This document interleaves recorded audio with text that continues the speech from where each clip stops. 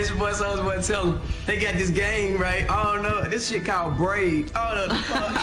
Hey, watch this shit. It's about this little guy in a suit, and he look like Mario in the future. And he just walk around jumping shit. But what's the funny part about it? You can do this right here. Watch this. You. What do you do? How you do that? How you do that? If you didn't catch that.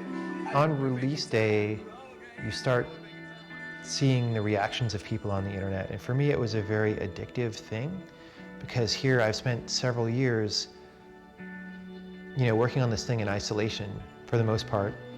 And then suddenly it gets out and a lot of people, like tens of thousands of people, played in the first few days. And you see that all over the internet. And for me, that was actually a very negative experience.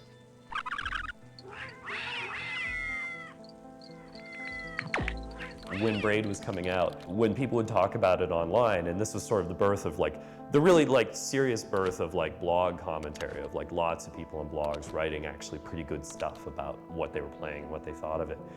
Every time you mentioned his name, he would show up in your comments almost instantly. His Google alerts, I don't even think he uses Google alerts. I think he has something that's better than Google alerts. So he'd pop up and comment and reply to things or correct people on things, and became kind of famous for it. Penny Arcade has kind of cracked about it before. I found that there was this perception of me on the internet that was running away very quickly from who I think I am, and that was kind of disturbing. And there didn't seem to be much that I could do about that. So that was actually a pretty negative experience. And I was actually seriously depressed for probably 3 or 4 months after Braid came out.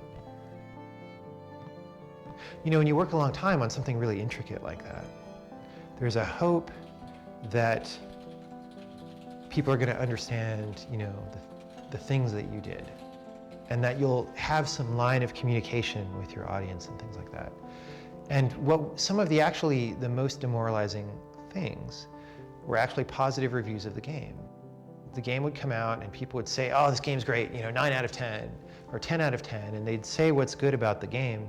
And in many cases, it would be just a very surface understanding of the game that didn't even see what I thought was most special about it. Not that many people understood.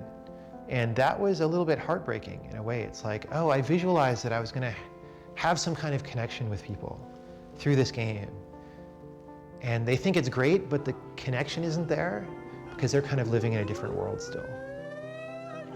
So they think it's great for some of the reasons that I do, but not for other. And they ain't got no point to the game. You just walk around jumping on shit. They're not seeing the most important thing.